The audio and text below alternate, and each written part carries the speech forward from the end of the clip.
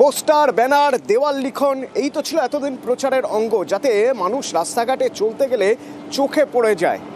কিন্তু মানুষ যখন রাস্তাঘাটে এখন যাওয়া আসা করেন, চোখ থাকে মোবাইলের স্ক্রিনে, তাহলে প্রচার চালাতে গেলে ভোটের মোবাইল স্ক্রিনের দখল নিতে হবে, ডিজিটাল প্রচার করতে হবে। এই ডিজিটাল প্রচার সবচেয়ে প্রথম আমাদের দেশে দেখা গিয়েছিল 2014 লোকসভা ভোটের আগে, বিজেপি করেছিল।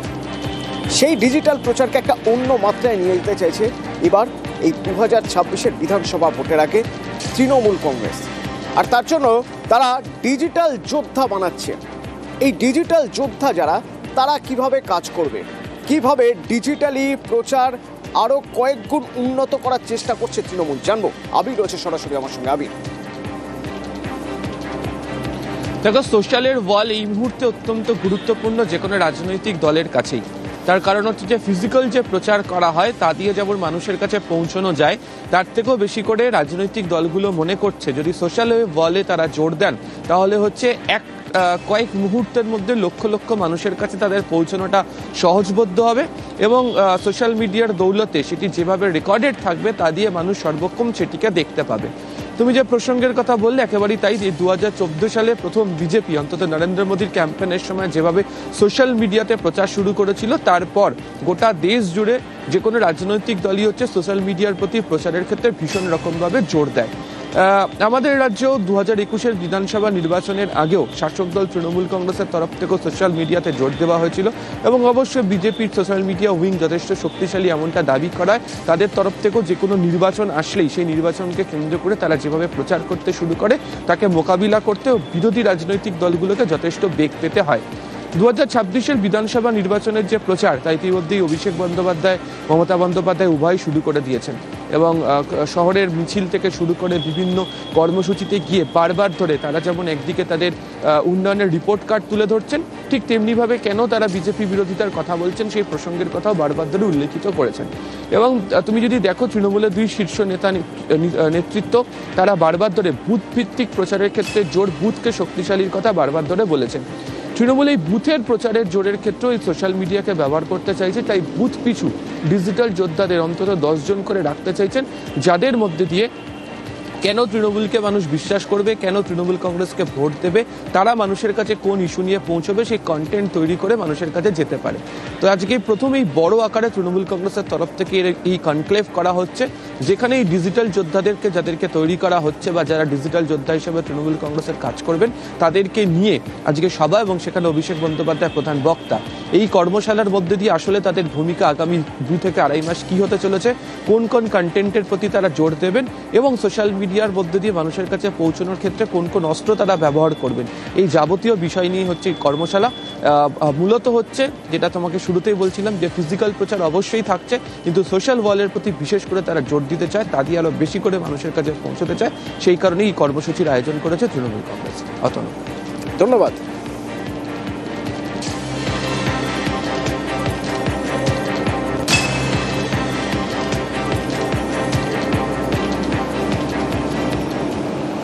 দমদমের মাঠকলে পুকুর ভরাটের চেষ্টা হচ্ছে, আর সেটা যখন প্রতিবাদ করা হচ্ছে, প্রাক্তন কাউন্সিলর তিনি প্রতিবাদ করছেন, তাকে পর্যন্ত হুমকি দেওয়া হয়েছে।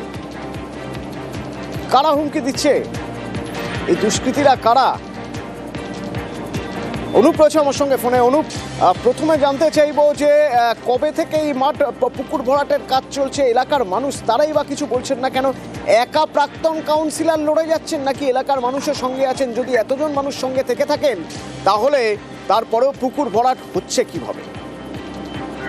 দমদমে মাঠকল এলাকায়, এখানে কিন্তু এলাকার মানুষ কাউন্সিলরের সঙ্গে আছে, তারাই প্রথমে অভিযোগটা কাউন্সিলরকে জানায়। এরপরে কাউন্সিলর যখন ঘটনাস্থলে, প্রাক্তন যিনি কাউন্সিলর গোপাল পান্ডে, তিনি ঘটনাস্থলে আসেন এবং তিনি কিন্তু যখন এটার প্রতিবাদ করে, সেক্ষেত্রে কিন্তু বোম বলতে কয়েকজন দুষ্কৃতী, তাদের বিরুদ্ধে অভিযোগ করা হচ্ছে, তারা হুমকি দিচ্ছে, প্রাণনাশের হুমকি দিচ্ছে এবং তাকে হেনস্থা রীতিমতো করা হচ্ছে, মহিলা প্রাক্তন কাউন্সিলরকে।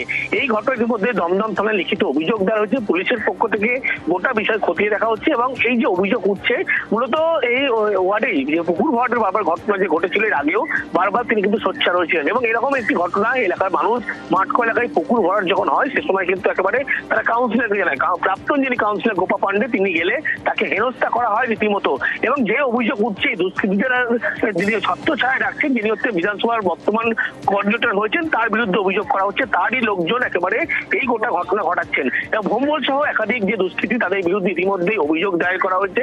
কাউন্সিলের পক্ষ থেকে দাবি করা হচ্ছে এই গোটা ঘটনা পুলিশের পক্ষ থেকে খতিয়ে দেখা হচ্ছে। মাঠকলে কিন্তু দিনের আলোর মধ্যে পুকুর ভরাট এই অভিযোগ উঠেছিল এবং তারপরেই কাউন্সিল এলাকার মানুষজন তাদের সঙ্গে নিয়ে যায় এবং দমদম থানায় অভিযোগের পরে পুলিশ গোটা ঘটনা খতিয়ে দেখছে। ধন্যবাদ। ভোমবল আর কিষাণু বলে দুজন আসে, এসে এমনি আমাকে হঠাৎ করে বলে যে তুমি এটা আটকে দিয়েছো। আমি বললাম হ্যাঁ আটকে দিয়েছি, জলভূমি ভরাট হচ্ছে। বলছে তুমি এখন আর কাউন্সিলর নেই, পদত্যাগ করে দিয়েছো, তুমি কোন সাহসে পাড়ায় ঢুকছো, তোমাকে পাড়ায় ঢুকতে দেবো না এবং তুমি কি করে পাড়ায় ঢোকো আমি দেখে নেব। আমাদের প্রবীর পাল মহাশয়ের নাম করে বলছে যে দাদার নির্দেশ রয়েছে এই অঞ্চলে তুমি ওয়ার্ডে আর ঢুকতে পারবে না এবং যদি তুমি ঢোকো তাহলে তোমাকে আগে একবার তোমাকে হেনস্থা করা হচ্ছে বা তোমাকে মেরে পাট করে দেবো, পুরো প্রাণী মারার হুমকি দিয়েছে ভোমবল। ভরাট হচ্ছে আজ বেশ কিছুদিন ধরে, ভোরবেলা এসে রাবিশ ফেলছে, তারপর যখন গাড়ি লোড করে আনছে আমাদের জলের পাইপ পুরো দেখেন আপনারা দেখতে পাবেন পুরো ভেঙে গেছে। ওনাদেরকে বারণ করা হয়েছে, তা সত্ত্বেও ওনারা কালকে ফেলেছে। তখন কাউন্সিলর আসলে তাকে হুমকি, হ্যাঁ তাকে মানে বাজে ভাষাটা গালাগালিও করেছে। যদি উনি এখানে কিছুক্ষণের জন্য এসে ওনাকে ধমকি খেতে হয় তাহলে আমরা এখানে থাকি আমাদের কি হতে পারে? আমাদের তো আগুন লাগিয়ে দেবে, পুড়িয়ে মারবে, আমরা সিকিউর কোথায়?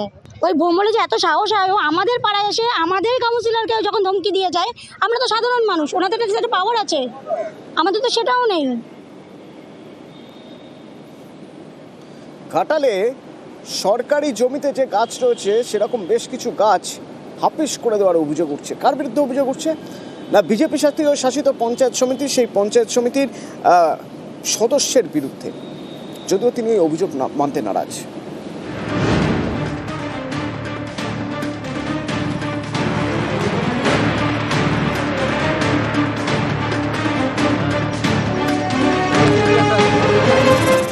একের পর এক গাছে কোপ, পরপর সরকারি গাছ সাফ।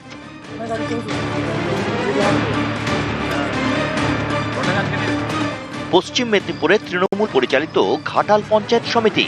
এই পঞ্চায়েত সমিতিতে বিজেপির সদস্য ৮, তার মধ্যে অন্যতম বিবেকানন্দ সিংহ রায়ের বিরুদ্ধে সরকারি গাছ কাটার অভিযোগ। একটি দুটি নয়, অভিযোগ ঘাটাল ১ নম্বর ব্লকের মনোহরপুরের শ্যামসুন্দর এলাকার প্রায় ১৫টি সরকারি গাছ কাটা হয়েছে। শুক্রবার রাতে এই গাছগুলি কেটে নিয়ে যাওয়া হচ্ছিল, তখনই ভ্যান আটকায় পুলিশ।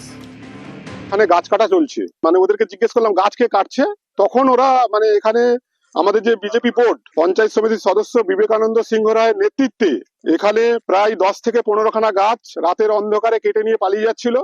আমরা এসে ধরি, আমার নজরে যখন আসলো তখন আমি এলাকার মানুষজনকে ডেকে নিয়ে আসি যে গাছ কেন এখান থেকে কেটে নিয়ে যাবে, আমার এলাকা থেকে গাছ কেটে নিয়ে যাচ্ছে, এ তো ফরেস্টের গাছ, ফরেস্ট এখানে চিন্তা ভাবনা করবে কোথায় গাছ কাটবে কি করবে এবং এর একটা সুষ্ঠু মীমাংসা হোক। বিভিন্ন গাছের গোড়া দেখুন এলাকার মানুষরা কেটে নিয়ে চলে গেছে, ঠিক আছে, সেই গাছগুলো কাটা হয়েছে। আর ওই যেটা নিজামুদ্দিন গাছটা কেটেছিল কাঁচা গাছ, সেই গাছটা আমরা হচ্ছে গাড়িতে লোড করেছি। প্রধান সাহেব আমাকে পারমিশন দিয়েছে, সেই মর্মে এখানে আমি গাছ তুলতে এসেছি, আমি গাছ কাটতে আসি। এখানকার পঞ্চায়েত মেম্বার অভিযোগ করেছে যে হচ্ছে বিনা পারমিশনে গাছ কাটা হচ্ছে, সেই জন্যই গাছটা তারা তুলেছে। পশ্চিম মেদিনীপুর থেকে সুকান্ত চক্রবর্তী, নিউজ 18 বাংলা। নতুন বছরে প্রথম বড় উৎক্ষেপণ ইসরোর, কিন্তু সেই উৎক্ষেপণের ক্ষেত্রেই বিপত্তি দেখা গেল। বলা হচ্ছে যে পিএস-3 পর্যায়ের সমস্যা হয়েছে। পিএসএলভি C62 মিশনের পিএস-3 পর্যায়ের সমস্যা জানিয়ে দিল মহাকাশ গবেষণা সংস্থা ইসরো। সকাল 10:18 সফল উৎক্ষেপণ হয়। পিএসএলভি C62 রকেটে চেপে পাড়ি দেয় 15টি কৃত্রিম উপগ্রহ।